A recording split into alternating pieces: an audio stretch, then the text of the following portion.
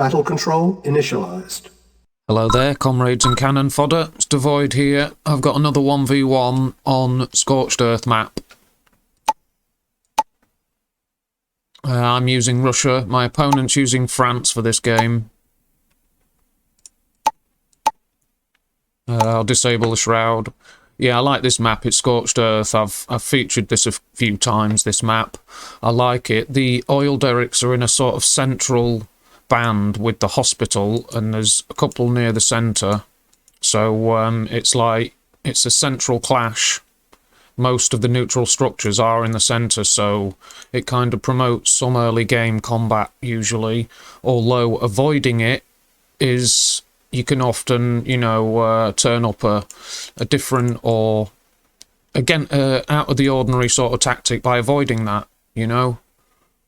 But if you do, you'll lose out. The enemy will take the centre if you do. So you better make sure that if you do avoid going for the established tactics, if you do avoid it, you need to make sure that what you do instead is worth it. If you let the enemy overrun the map and capture the oils at the start, you better have something that's of equal value out of why you do that.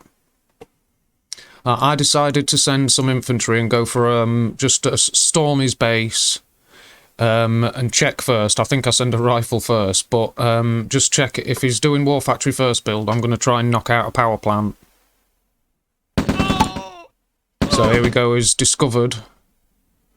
He's seen my approaching units, so he's gathering his force to protect the closest resource units, which is the right thing. Now, I saw that appear. If I had my eye on the ball, I should have seen it appear, because I sent that scout. So I should have been warned about what was going on. I hit this power plant, I saw that appear as well. So the power plant's gone straight away, but I'm not wising up to why yet. There you go, they're building in front of me for view range. So I've got to leg it, that's not worked. But he should be able to see me passing here now. Although he hasn't reacted, so maybe he missed it. But I'm capturing that now. So you see, he has avoided contesting the centre, so I've overrun it. Yeah, I lost that scout in checking what's going on, but because they were fakes, I went for these here, and they're just dying straight away because they're all fakes. He's got 2 real power plants, and I've got a lot to get through. You see, he's building them quicker than I can destroy them. Look, they're popping up all over the place. So, yeah, I'm like, fakes. And he's like, yeah, basically. So that just totally messed up my start. I thought I was doing okay. I thought I'd caught him off guard, but that's why I like France, and I mentioned in a previous video that the fake structures, having access to that straight away, makes France better than the other allied factions for the early game. Because they've got these fake structures, and the other 2 allied sub-factions, Germany and Britain, they don't, Germany and England, they don't have the fake structures. So at the start of the game, before you get access to tech, any allied faction is the same, except France has the edge. And you can see why, look at that. I wouldn't know what to target. Look at the state of it. And then I'm sure someone's noticing the amount of ore trucks that are starting to appear, and I had no idea. So, we'll watch that. But look at the state of them. He's got 3 real war factories. I could have run through that base and spotted it all, and I would have assumed 2 at most. That's a fake, so the first one I'll see is fake, and probably ignore the rest if I overrun his base, trying to target this one, which is what I'd think is the real one. You end up walking past the real thing and destroy, you know, it's difficult. But I think when an opponent, say, attacks and they do get target a fake structure, if you can, sell it so that they don't, because when a fake structure is reduced, it'll look like a normal structure to the enemy when they attack it, and when it gets down to a quarter health, when it's lost a quarter of its health, it will explode. So they'll know it's a fake, but if you sell it, they won't know. So then, you know, you could sort of use that and buy a bit of time, or make them think they've got you into low power because you haven't revealed that it was a fake. Something like that. They may think they've done something to you that they haven't, if you sell a fake structure before they can wreck it. So, you know, just bear that in mind. There's a lot of layers of tactics to the fake structures, but I'm expanding nicely. My opponent isn't. So I've got this flank attack, and this tactic is freeing him up to... I mean, is freeing me up to roam around the map. But I didn't know what was coming. And here you can see what is. So let's just... the economy. I've actually earned more. Look how many ore trucks he's got. And I've earned more than him. Now that doesn't make much sense. So I suppose there's a limit to how many ore trucks you should build.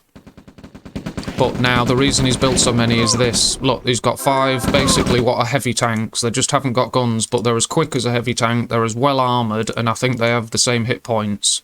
But they heal up to half health if you leave them. But look, this is what he's got them for. I'm seeing this, and I saw an ore truck coming and thought, oh well, he's leading his early attack with an ore truck. I had no idea there was this lot.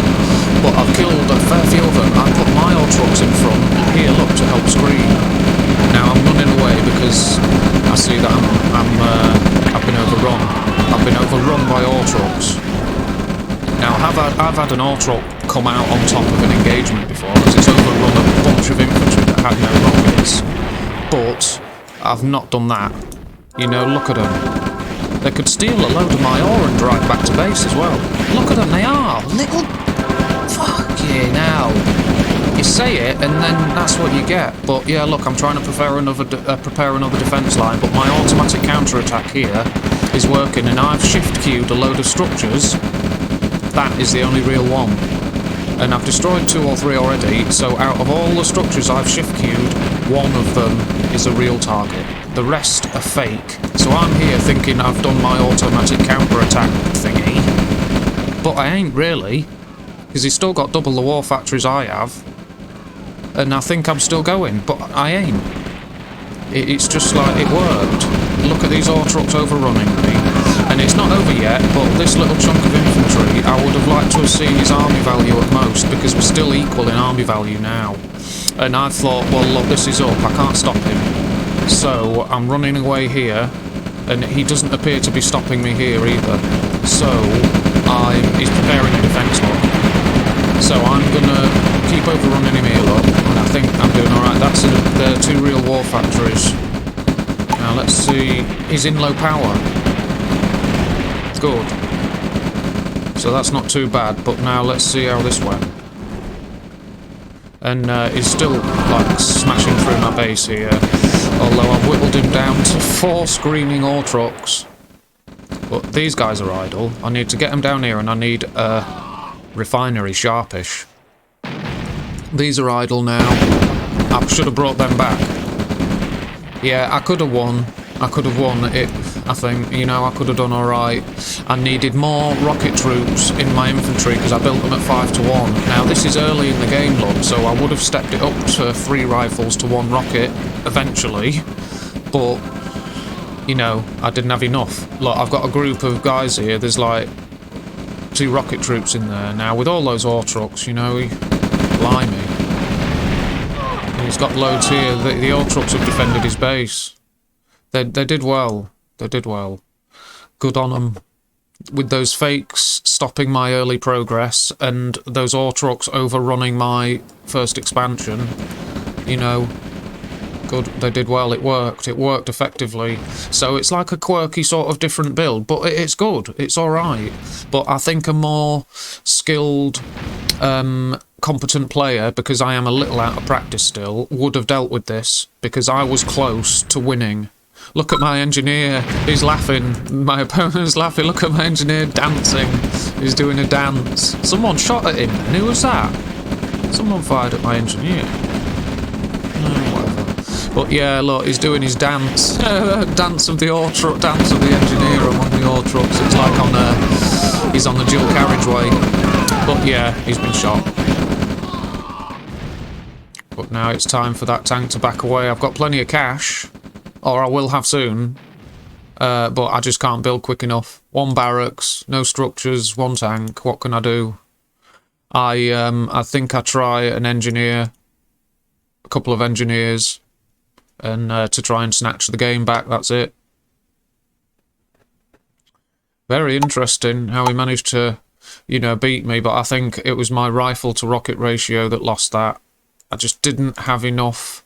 A couple of Tesla coils would have helped as well. Because you see, Tesla coils, the good thing about them, you can put them not on the edge of your bases and expansions, but if you put them near the centre, it stops fast vehicles and stuff from swarming through your base and eco-raiding and getting away. Because Tesla coils never miss. So they are very useful for that. Tesla coils near the centre of your base are effective for stopping certain strange builds where I've had, say if you beat an enemy and they're nearly beaten and all of a sudden they churn out loads of light tanks and they can just do a tour of the map killing your ore trucks and win the game, well, Tesla coils stop that, you see. And an opponent can always change it up and do something else. If they're good, they can always adapt to the situation. It's not even over yet, really. I've built a war factory and another barracks. And I've got 2 oil derricks. My opponent's not particularly strong. It's just I can't stop his ore trucks. But yeah, here we go. I've got an APC and my engineers, so I'm going to try and do something, go on a capture or something. But yeah, while at the same time building up defences. So that's 800 and 650 roughly I've just spent on that. And there, yeah, I've got to build these though, so that's not much. It's only 800 I've spent on 2 engineers. It's not the end of the world. 8 more men or a couple of rockets wouldn't have made that much difference. But yeah, I've got 5 rocket troops among that lot. And that ain't going to stand up to whatever 20 ore trucks that are coming. Look, they're just... I've got no hope. I should have built walls. That's right, walls would have slowed them down. But then again, my 5 rocket troops would have had to stand on one side of the wall and deal with those ore trucks. Finally got my depot back, but... Look, I've got my engineers. Come on, do something. Don't just stand there. I've got my tank, taking out some power. But yeah, I've got to capture. Send this guy, do something else. And protect him with the APC. Hopefully while my opponent's busy. But look at that. I'm trying to use my ore trucks now. See how he likes it. Only I didn't have 50, sadly. And now he's bringing in a couple more troops. Look, there you go. They overran my base. I couldn't stop them. I should have built Klainn towers behind them as they moved in. Ignore the ore trucks. Let them sit there. If I'd have had thieves, it would have been a different matter. I could have stolen some cash and done something else. But look, I captured this. And I'm on an eco-raid, look. So I'm not giving up. Look, these guys, you know. Gonna have a go. Go on, kill some of his men. Kill the civilians. I mean the technicians. They're not innocent. Right, there goes that. And there, look, there you go. There's plenty of ore trucks he's got. Couple more here. I think the final count. I mean, his finishing army's only small. He's got 32 men and like nearly 20 rockets. That's a small army to win with. Normally it'd be a bit more convincing, but it's just these protecting them. That's the difficult thing. And he saw my engineer, so he should know this is where I am. So why is he going up here? Maybe he thinks he missed a building. But he'll see that, he'll know. So what's he playing at? It's over. I should be the one surrendering anyway by this point. But I thought, no, I'm getting some vengeance on these fakes. I'm still not done. There we go. Look, that's it. Now get repairing. I'm not gonna die. I'm not giving up. Repair, quick. That's it. Over. So there you go. There's sort of like a quirky build for you. There's an armada of ore trucks on their way. So let's look at the army tab. Mine's shot up above his, but just in infantry, pretty much. Yeah, a bit more of a competent build would have defeated that. But you know, all these strange sort of quirky builds, they're always worth using now and then. You know, why not? It worked. And if I prepare for this and he goes for a standard build next time, he'll win because of that. So it's only like another tool in the box, as it were. These little strange builds, they can't be used every time because they're too easy to stop. But if you just dig one out now and then against whoever, they'll catch your opponents by surprise. So that's the value in these strange quirky builds, like some weird early light tank raids that people were interested in at one point. They can be stopped quite easily, but it was popular briefly until everyone shut it down. But all these strange builds are worth learning, just so you can use them now and then when they're unexpected. But there's my opponent's finishing army, about 15 rocket soldiers, 41 rifles, a couple of medics. It's a small finishing army, but it's because he's got all these ore trucks to screen them with. But yeah, there's the combat tab. Killed nearly double what I did in value. Production, still churning out infantry and ore trucks. Look, he's building an ore truck. That's a surprise. Economy, he earned 93, I earned 83. So strange. At that point where he moved out with his ore trucks, I'd earned more than him. I don't get that. And there must be a saturation point for 3 refineries. Like, maybe you can only have... Well, I would have had 7 or something. So, I don't know. Maybe, like I say, a saturation point. But he's got 25 ore trucks, look. 25 at the end. And he's building more. When would he have been happy? At 100? But it worked, like I say, so excellent. But I did get him into low power, and I destroyed his starting base, look, so I wasn't completely irrelevant. It just took me a little bit by surprise right from the first engagement here. But yeah, it was a fun build, good fun game, and I hope everyone enjoyed that one. But I'm going to go straight into another game, which was a different game I fought, not straight after this one, but fairly soon after this game. I fought a different one. And it's on the same map on Scorched Earth, so I just thought, well, I'll go straight into it, why not? And go to production. I'll turn the shroud off again, just so it looks a bit better for the viewers. But yeah, it's the same map, Scorched Earth, and I don't use it a lot, but I do like it. I do like this one. Let's see what our factions we're using, both on Russia for this game. I've sped it up slightly. Let's see what we're doing. My opponent's gone straight for his engineer. I always send a rifleman first, just because I know that you can send rifles straight after them, but a dog... I know a dog has to be built after the barracks, I believe, but dogs can get places quickly and stuff, so...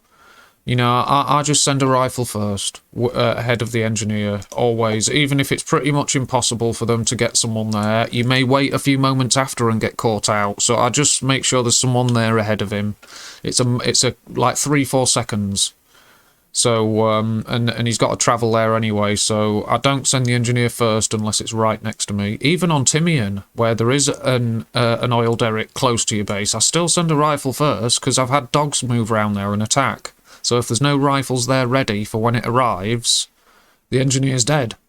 So, yeah, I just escort the engineer, even if it's one rifle. But he went this way, look, and he's seen no aggressive presence. But I'm here, look, I've attacked his base, that's why. And we've got him at 100 to 80 power, so he's done well there. But I'm assuming it will affect his build order now. He's actually building a radar dome.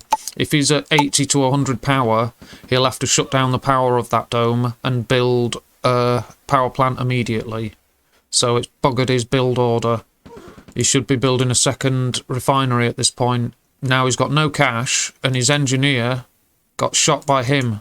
Look, he's a veteran now because the enemy engineer made its way there without an escort. And look, I sent them back, but he followed them. Good for him.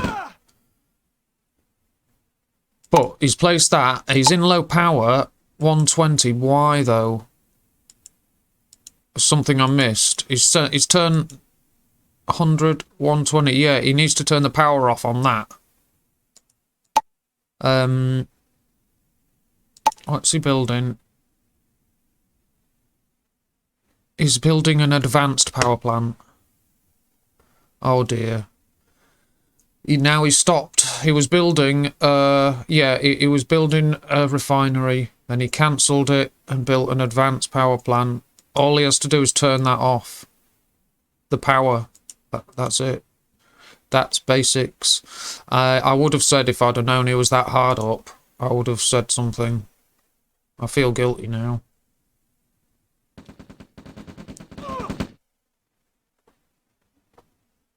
Here we go. I'd place it about now, mate. There we go. And there's my engineer. You see, he shot the rifleman that went to escort it, so I'm holding, waiting that engineer and sending a rifleman ahead.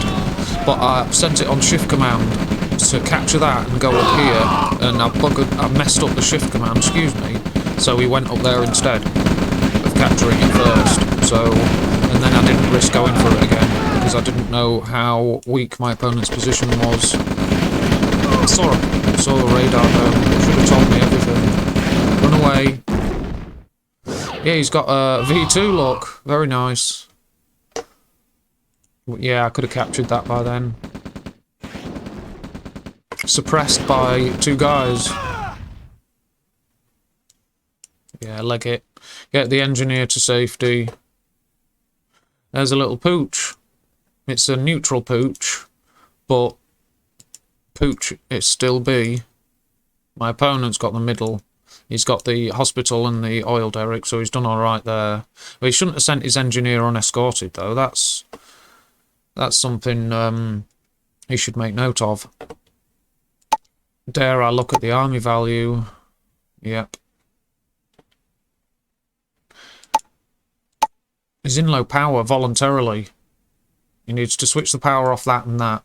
When you're in low power, these SAM sites can be powered down. And radar domes, excuse me, can be powered down with the lightning bolt symbol, and it won't do any harm. It won't cost you anything or lose you any tech capability. Turn the power off on the radar dome and these SAM sites, and it won't do any harm. Obviously, the SAM site won't work, and the radar dome will lose vision range. But it doesn't matter, because it won't do any harm powering you down. So if you are in low power, you can save 40 by switching the radar dome off. And this vision range here, if you switch the power off the radar dome, this vision range would shrink round here. You know, if these infantry weren't there, obviously. But the radar dome, that gives it gives you a good field of vision, which is why some people place the radar dome forwards, because you get excellent vision range from it. But if you switch the power off, you lose that vision range, and it just goes to a normal structure's view range. But if you're in low power, there's no reason not to switch it off, and you know, you don't have to switch it back on again. But when you're in full power mode, you may as well switch it back on and get a bit of extra vision if it's going to provide it. If it's in the middle of your base, obviously it won't. But you can make use of the radar dome's vision range by placing it somewhere useful, where it reveals a flank and a place where the enemy may flank from, for example, and then the vision of the radar dome allows your units to fire at full range. It's always a useful to make. It's useful to take advantage of its view range, the radar dome. Although placing it forward, an aggressive radar dome for the vision range could end up losing the radar dome, and then you lose the tech ability, and it puts you backwards by quite a lot. But his V2s are doing nice work. That's good, very good, because he's not even shooting at those tanks. That's quite impressive. Now he is shooting at the tanks because he needs to.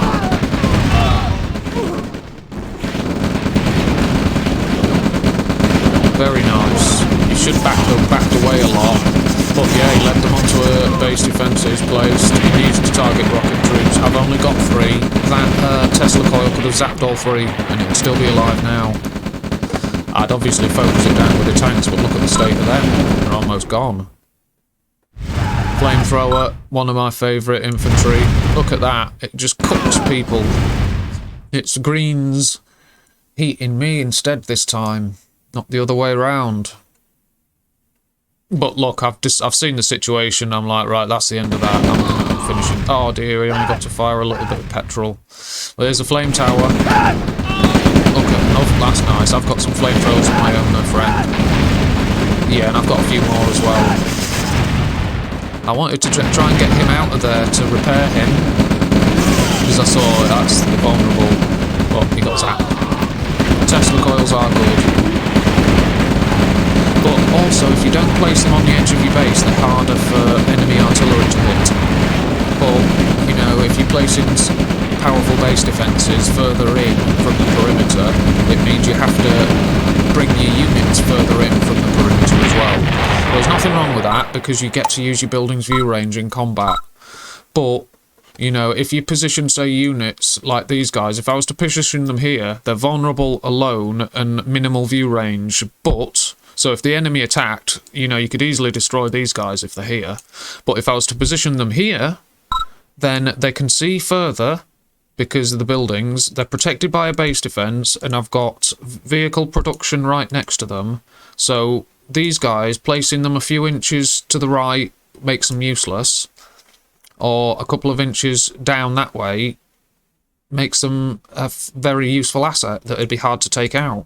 You'd have to spend more than what there is there to kill them, with this guy in front and the ability to build structures. Plus I've got infantry production joining them. So, you know, just the difference between placing these guys here or here is everything. That's how you win games. You don't fight under those conditions where they're on their own, unsupported. That's why you bring MCVs with your frontline units whenever you can. Because why fight unsupported at a disadvantage when you can fight at an advantage? You know, why would you? That's how you lose wars. Without air support, without artillery, without communications and supply lines, without those things, only a fool orders forces to attack, because his enemy can sit there or even retreat. As long as they don't cooperate, you're defeated. You don't fight under those conditions. And the same thing applies here. Get these guys deployed here safely if they're attacked, behind a base defence, with production, with build radius, so you can place more base defences. You know, it's just about fighting under the right conditions. Like, for example, World War II, at the end, the Germans fighting without proper air support. Just that single thing alone meant you don't fight under those conditions. They can't win. You look at photographs of World War II towards the end of the war in France, and the German soldiers, their vehicles were all covered in shrubs and trees and bushes because they're hiding from aircraft. And in nearly all photographs, they're looking up. And that's because they always had to watch the skies for Mustangs, typhoons, thunderbolts, mosquitoes, lightnings, all of that. They're terrified of them. And you don't order units that are that quality and that well trained and experienced. You don't order them to fight under those conditions because you're wasting them. You know, that was foolish. You surrender in that situation because those guys were dying for nothing. But like I say, look at the photographs. The tanks are covered in shrubbery and bushes to hide them, and they're always looking up. In nearly all photographs at the end of the war in France, the German soldiers are looking up. They'll have had stiff necks because they always have to watch the sky. And when you see a typhoon or a Mustang, they have to jump out of that vehicle and run because it was a slaughter. Look what happened at the end of the Ardennes offensive. As soon as the sky cleared, they were successful while the weather was bad. But as soon as the sky cleared, the Allied air forces are laughing. They had a field day, and an offensive that was fairly successful at first was massacred.